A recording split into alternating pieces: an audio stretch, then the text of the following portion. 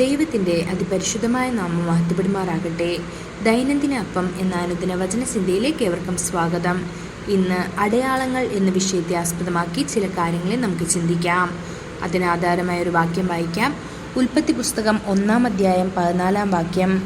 പകലും രാവും തമ്മിൽ വേർപിരിവാൻ ആകാശവിധാനത്തിൽ വെളിച്ചങ്ങൾ ഉണ്ടാകട്ടെ, അവ അടയാളങ്ങളായും കാലം, ദിവസം, സംവത്സരം എന്നിവ തിരിച്ചറിവാനായും ഉതകട്ടെ.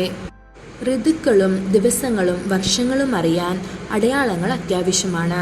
അതുകൊണ്ടാണ് ദൈവം ആകാശത്തിലെ ചെറുതും വലുതുമായ പ്രകാശങ്ങളെ സൃഷ്ടിച്ചത്, അതായത് നക്ഷത്രങ്ങളെ, ചന്ദ്രനെ, സൂര്യനെയും. നോഹയുടെ അടയാളമായി ദൈവം മഴവില്ല് സൃഷ്ടിച്ചു.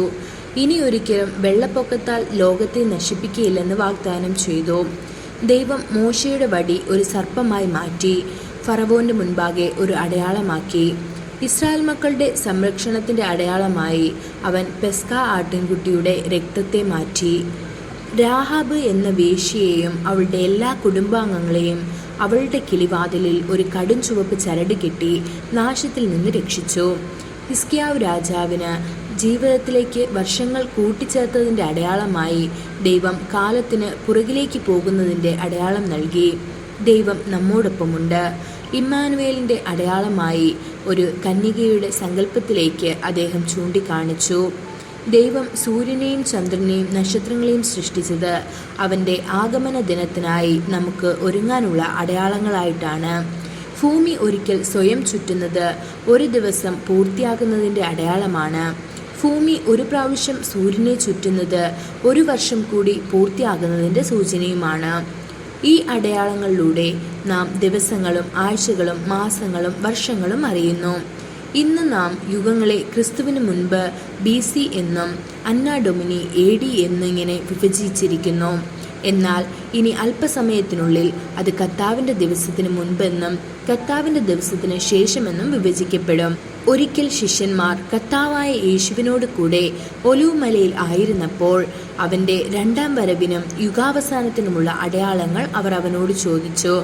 കർത്താവായ യേശു വിവിധ അടയാളങ്ങൾ വിവരിച്ചപ്പോൾ സൂര്യനിലും ചന്ദ്രനിലും നക്ഷത്രങ്ങളിലും അടയാളങ്ങൾ ഉണ്ടാകും എന്നും കടലും തിരമാലകളും അലറിക്കൊണ്ടിരിക്കുന്ന അമ്പരപ്പോടെ ഭൂമിയിൽ ജനതകളുടെ ദുരിതവും ഉണ്ടാകുമെന്ന് ലൂക്കോസ് 21-ാം അധ്യായം 25-ാം വാക്യത്തിൽ ആകാശത്തിൻ്റെ ശക്തികൾ ഇളകിപ്പോകുമെന്നും പറഞ്ഞു.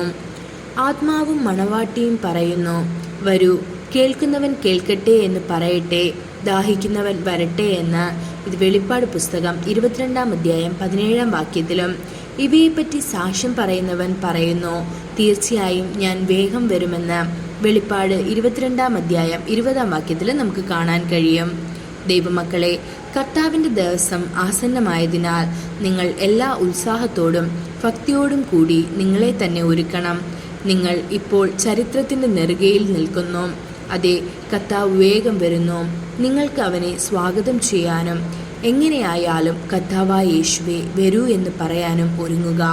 അതിനായി ദൈവം നമ്മെ ഓരോരുത്തരെയും സഹായിക്കുമാറാകട്ടെ. കൂടുതൽ ധ്യാനത്തിനുള്ള വാക്യം മത്തായി സുവിശേഷം 16-ാം അധ്യായം 3-ാം വാക്യം. രാവിലെ ആകാശം മൂടി ചുവന്നു കണ്ടാൽ ഇന്ന് മഴക്കോൾ ഉണ്ടാകും എന്ന് നിങ്ങൾ പറയുന്നു. ആകാശത്തിൻ്റെ ഭാവം വിവേചിപ്പാൻ നിങ്ങൾ അറിയുന്നു, എന്നാൽ കാലലക്ഷണങ്ങളെ വിവേചിപ്പാൻ കഴിയുകയില്ലയോ?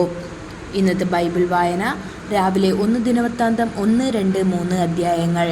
വൈകുന്നേരം യോഹന്നാൻ 5-ാം അധ്യായം 25 മുതൽ 47 വരെയുള്ള വാക്യങ്ങൾ. ആമേൻ.